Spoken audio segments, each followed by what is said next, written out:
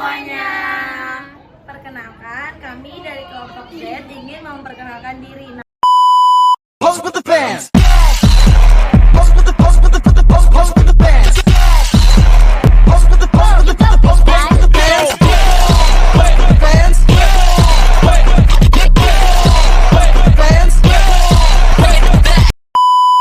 Halo teman-teman, kita di sini kelompok Z ingin diskusi tentang lingkungan sekolah. Kira-kira apa ya hasil diskusi kali ini? Ikutin kita yuk.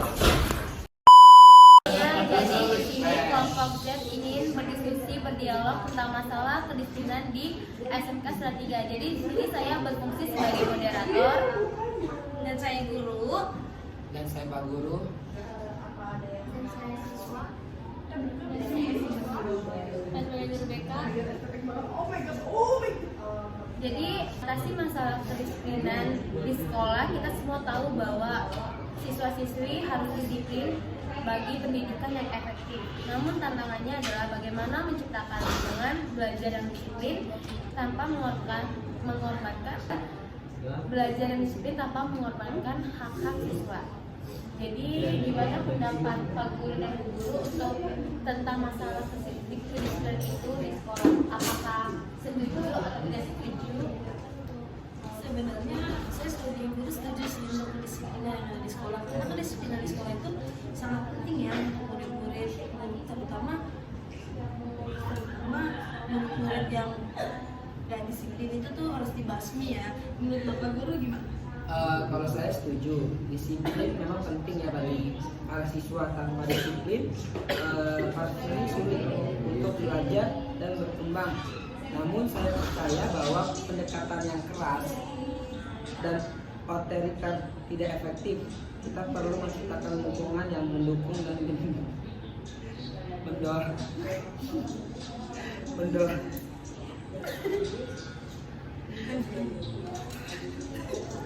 Listrik bego, bego 1, 2, 3. Ya. Setelah ya udah berapa? Mendorong siswa untuk bertanggung jawab atas perilaku mereka. Gimana? Gimana untuk para siswa?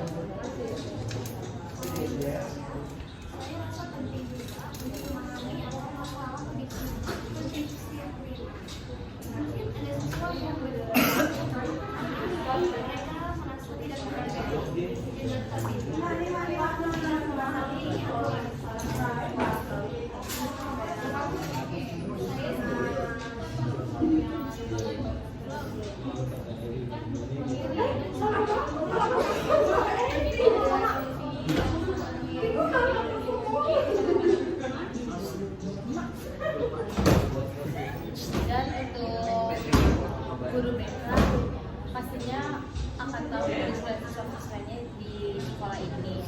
Gimana sih untuk bisa tahu pendidikan itu bisa berkembang untuk tidak ada ya. Ini mau tahu mulu. 1, 2, 3. Dan 1. Jadi untuk di sekolah ini kan pasti guru juga akan tahu gimana kok bisa Ismail itu bisa tercapai dan tidak berpikir tidak ada yang membuat onar dan membuat fasilitas yang ada di sekolah itu tidak terjadi untuk diusahakan. Mungkin saya sebagai guru kita akan membuat aturan agar murid-murid yang melakukan kesalahan menjadi jelas. Jadi kan setiap ada yang melanggar kan saya catat tuh namanya. Jadi kalau seandainya udah sampai 3 kali namanya di catatan saya bakal membuat tindakan tegas supaya contohnya kayak misal memanggil orang tua, mungkin salah satunya itu. Namun kalau seandainya emang udah dipanggil orang tua ya tapi tetap ngelakuin hal yang sama, kita bakal ngasih dia SP1. Kalau dia melanggar lagi kita kasih SP2 sampai SP3. Dan kalau emang dia benar-benar nggak bisa berubah, kita dengan berat hati bakal ngeluarin dia dari sekolah. Terima kasih untuk Bapak Ibu dan siswa dan guru bimbingan atas pendapatnya tentang kedisiplinan. Sangat menarik banget untuk bagi saya mendengarkan kedisiplinan di sekolah ini. Jadi emang benar pendekatan sama siswa itu juga perlu banget kan? Ya. Karena di SMK ini juga ada praktek kerja lapangannya yang akan dilakukan siswa-siswi untuk kelas 12 akan dilepas pada guru untuk dia bisa mengekspresikan belajar di luar sana gimana sih untuk kita tahu gambarannya. Dan kedisiplinan itu kan banyak banget nih Bapak Ibu siswa dan guru. Pertamanya cuma tentang murid, yaitu cuma tentang peraturan. Nah, di sini ada nggak sih siswa yang sudah tahu aturannya tapi ada melanggar, dan itu akan membuat guru yang kesal. Bagaimana sih cara mengatasinya? Nah, contohnya misalkan ada murid di sekolah ini, misalkan aturannya di sini tidak boleh memakai make up, ataupun yang cowok-cowok tidak boleh rambut yang panjang. Itu kan juga termasuk kedisiplinan. Itu gimana sih cara mengatasinya supaya siswa-siswinya tuh tidak ada yang melanggar itu? Gimana caranya? Jadi kalau kata caranya kita melakukan razia. Nah, jadi kan di setiap sekolah kan pasti ada yang koordinasi semua kayak OSIS sama MPK. Jadi kita kayak seperti biasa kayak kalau kita ini, jadi anak murid-murid itu bakal senang. Jadi nanti yang OSIS sama MPK bertugas ke setiap kelas buat ngecek apakah ada yang bawa rokok, apakah ada yang bawa alat makeup. Kalau ada yang bawa hal-hal yang dilarang itu, kita bakal sita. Terus kita bakal cekin satu-satu warna-warna rambut anak-anak, apakah ada yang diwarnain. Jadi kita bakal, kalau seandainya melanggar, kita suruh dia besoknya warna warna hitam. Kalau emang dia nggak bisa itu warna hitam, kita terpaksa kita ganti aja kayak Bagaimana dengan merawatnya guru untuk anak-anak yang melanggar tadi dengan dari sudah dijabarin pada guru bimbingan Mas Ali, itu apakah ada setuju sebagai guru wali dan atau guru sertifikat dengan pendapat guru bimbingan Mas Ali? Menurut saya dengan Bapak guru seperti ini, kalau saya setuju terhadap guru konseling, karena menurut saya kalau siswa yang sudah melanggar peraturan, apalagi rambut ya, penting untuk keterampilan. Apalagi kita ini sebuah sekolah yang memiliki tujuan terhadap otomatis kita harus memiliki sikap yang lebih rapi, lebih kayak lebih rapi dan lebih sopan lah, apalagi untuk di sekolah, dan cara berpakaiannya, dari cara penampilan itu terutama sih. Apalagi nanti misalkan kita PKL, anak-anak murid kita kan kita nggak tahu ya kita PKL di mana, tadi kantor, tadi mana. Jadi yang diutamakan itu sebuah penampilan dan kesopanan. Itu aja sih dari saya.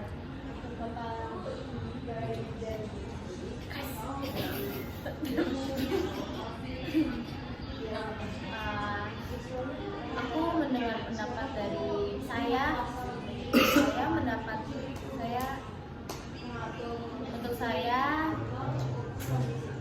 pendapat dari guru itu sangat benar-benar efektif juga dengan apa yang pendapat dari Mas Ali juga cara yang efektif ya untuk bisa anak-anak itu bisa lebih jerah dan tahu taat aturan itu gimana juga sangat bagus. Tapi apakah dengan seperti itu yang Ibu bilang langsung lakukan, apakah murid-muridnya setuju atas perlakuan yang ada di sekolah ini? Apakah ada siswa-siswi yang berpendapat tentang kontraknya dia tidak setuju dengan itu? Karena kan di sekolah ini kan kalau saya dengar kalian PKL, dan PKL itu kan juga harus kita mengenai narkoba juga harus kan, karena nggak mungkin dong kita keluar sana kita dengan berpakaian yang buruk atau muka pun yang belum mandi atau itu kan sangat tidak inginkan yang dilakukan dengan di luar sana.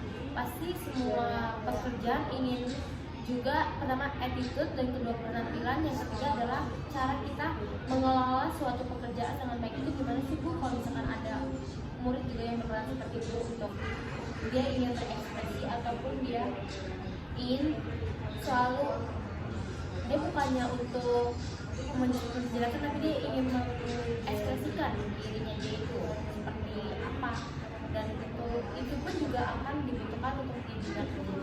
Tapi caranya dengan seperti yang ada di Senpat 3 setiap hari Kamis, untuk anak perempuan boleh memakai make up. Jadi mereka, tapi untuk make upnya itu yang natural, tidak terlalu tebal atau merah gitu. Jadi dari sekarang anak-anak perempuan perempuan itu diajarin buat cara make up, cara penampilan gimana untuk mengekspresikan dirinya buat nanti persiapan di PKL. Jadi nanti kalau seandainya itu di PKL-nya itu dia nggak kayak lebih kelihatan lebih apa namanya itu kayak berekspresi lah, jadi kayak nggak kucel gitu, jadi biar cakep aja.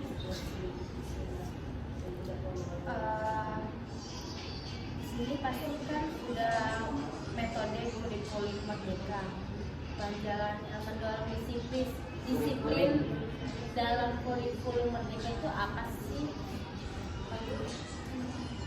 Program kan sekarang kita udah kurikulum merdeka dan pasti banyak banget kan ekspresi kedisiplinan tentang siswa-siswi dengan gayanya itu bagaimana sih programnya dengan kurikulum merdeka ini.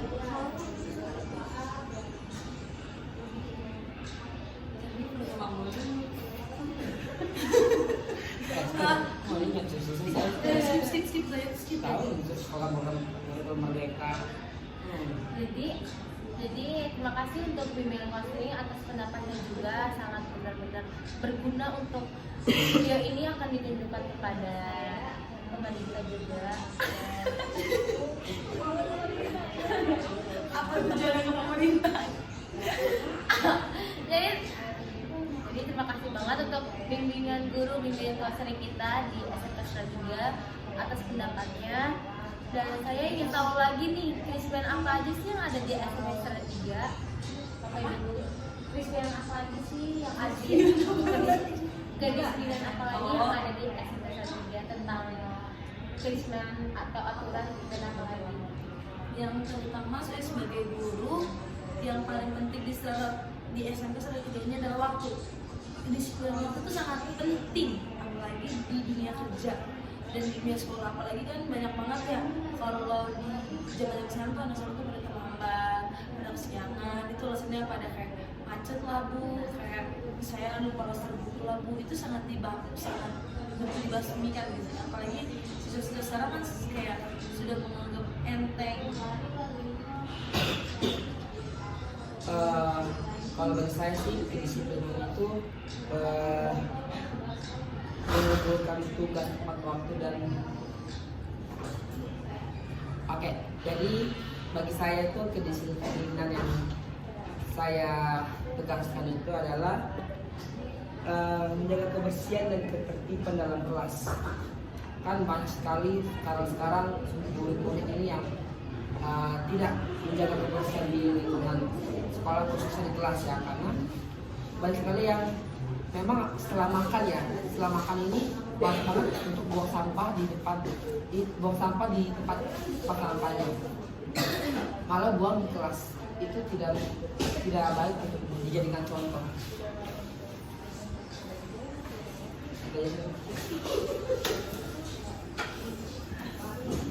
Nah, di sini kan ada disebutkan dengan Pak Guru dan Bu Guru untuk kedua kedisiplinan waktu dan kebersihan. Dan di sini juga ada murid kita yang dipanggil, yang terpilih, dan kita akan tahu nih pendapatnya dia bagaimana tentang lingkungan. Nah, satu itu adalah waktu, apa ya? Kita tanya siswa, apakah siswa juga yang di sini menaati waktu kedisiplinan juga atau tidak? Karena kan di sini banyak banget katanya murid-murid yang di sebelah bagian kiri itu juga masih ada, setiap semester, setiap naik kelas pun juga masih ada sampai sekarang. Jadi untuk siswa A dan siswa B, bagaimana sih cara mengatasinya biar anak-anak siswa-siswi di sini disiplin waktunya dengan baik? Menurut saya itu ya pokoknya intinya kita harus bangun dengan awal sama itu kita dari siswa itu sebenarnya jauh banget ya.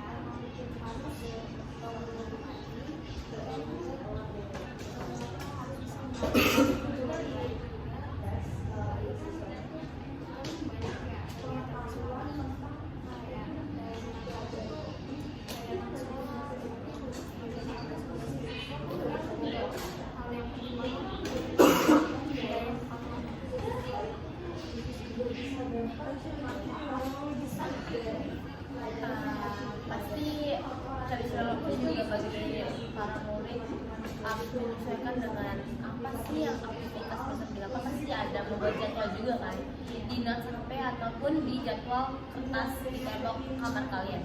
Itu kalau misalkan ada siswa yang terlambat dan dia tuh mengulanginya berkali-kali Bu, BK itu akan membuat ibu BK juga membuat kesal juga kan. Pasti ada punya rasa kayak kenapa sih jadi terus ingin mencari tahu apa sih masalahnya dia bisa terlambat terus di sekolah.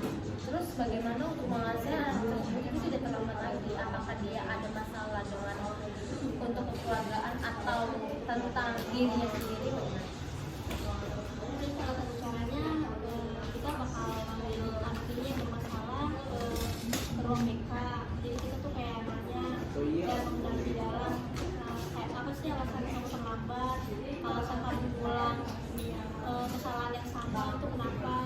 Jadi kita kayak nanya ini kalau misalnya kita udah tahu alasannya dan menurut saya alasannya itu jelas dan bisa diterima, ya mungkin kita masih bisa toleransi lah. Tapi kalau misalnya alasannya itu alasan basic ya kayak itu tuh memang dasarnya tuh dia males atau gak disiplin gitu, kita gak bakal kasih toleransi. Siswa-siswi yang terlambat dari sekolah ini. Kalau bagi saya sih itu kita yang tadi guru BK katakan, kalau memang dapat keseringan misalnya ada 3 kali 4 kali sering terlambat, kita harus lebih tegas lagi.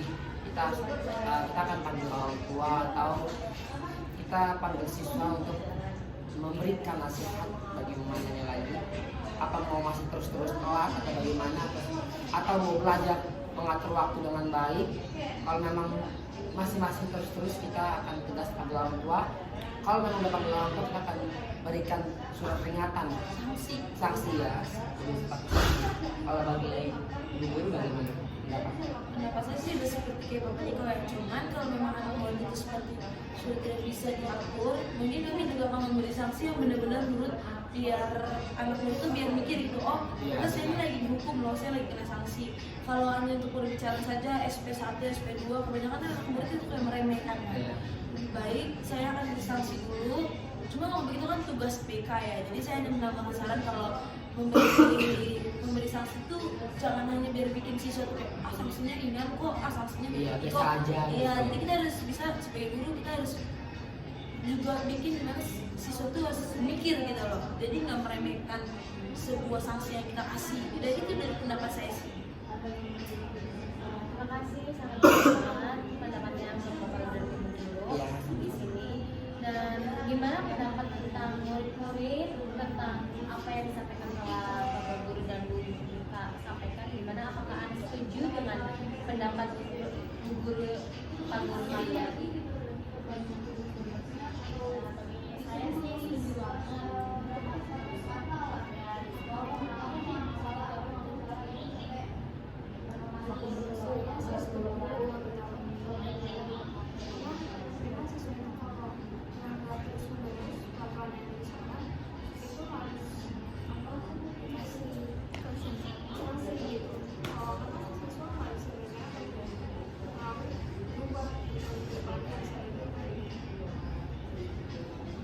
Pasti yang benar di sekolah ini sangat tegas dan disiplin banget ya atas murid-murid dan siswa-siswinya. Dan kita akan lanjut ke topik kedua. Apakah di sini ada kesimpulan pendapat untuk topik yang pertama tadi tentang waktu kesukaan waktu? Apakah ada dari Bapak? Kayaknya dari situ sudah cukup. Cukup jelas. Jadi kita lanjut ke topik kedua, yaitu kebersihan lingkungan. Untuk kebersihan lingkungan kan sangat penting banget, bukan untuk siswa-siswi dan ibu guru, semua karyawan petugas ini juga harus menaati kebersihan, karena itu juga salah satu faktor kalau sekolah kita pun jorok, kita akan terus dikenal semua orang atau di luar sekolah itu juga, oh sekolah ini baik dan lingkungannya juga bersih. Saya mau tahu dong lingkungan sekolah SMP ini gimana cara melatih supaya bersih selalu dan bisa di orang luar sana tuh berpikiran kalau standar kelas itu baik.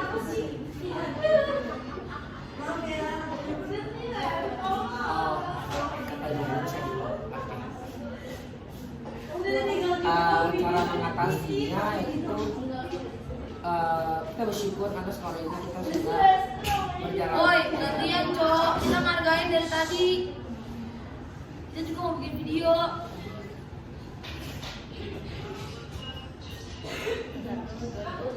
Ya, cara mengatasinya kita bersyukur juga ya karena di SMK Seradi ini udah mengadakan yang namanya Jumat Bersih, kerja bakti bersama di luar sekolah atau di luar sekolah.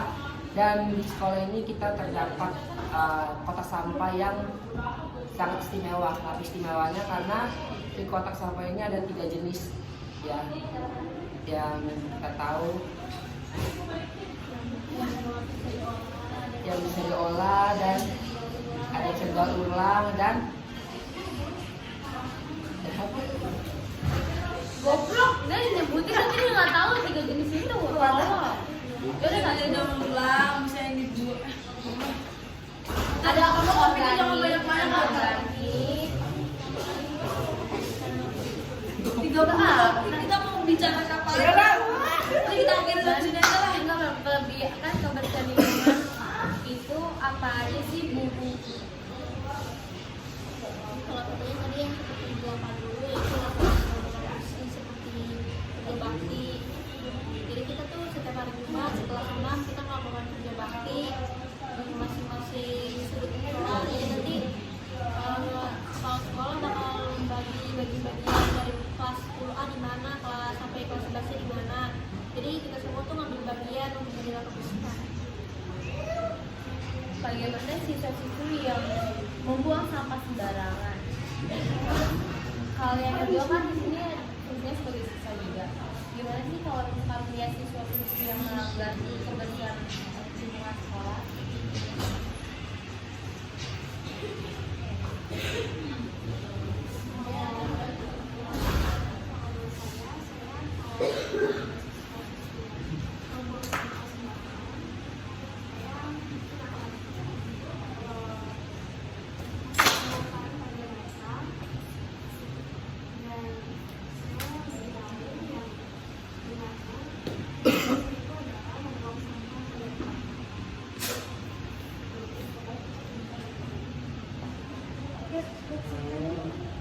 Dia bakal kayak studi dengan program Jumat Bersih di lingkungan kalian sekolah.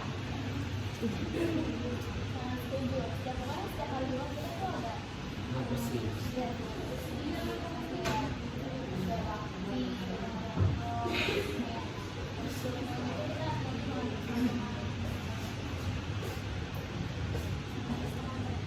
Jadi cukup sekian untuk topik yang tadi kita berikan. Terima kasih untuk Bapak dan Ibu guru saya untuk kesempatan waktunya untuk berdiskusi tentang kemiskinan mengatasi kemiskinan di sekolah Sisradi ini. Ada kesimpulan tentang masalah kemiskinan tentang video ini? Apa pendapat? Nah, ini kesimpulannya itu kita semua sebagai warga SMP 3 harus menjaga kebersihan, disiplin, menjaga kebersihan. Jadi nggak cuma tanggung jawab karyawan yang bersih-bersih itu, tapi tanggung jawab kita sebagai guru, siswa untuk ambil peran menjaga kebersihan di lingkungan SMP 3. Oke. Oke, untuk di sini aja berperan berdialog mengatasi kemiskinan di sekolah di kelompok Z. Terima kasih semuanya. Ini Zeti. Nonton lagi. Dia udah mau pulang nonton. Apa pun nonton aja sih nonton orang.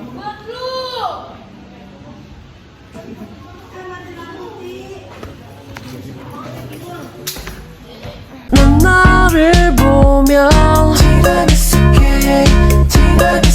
마치 너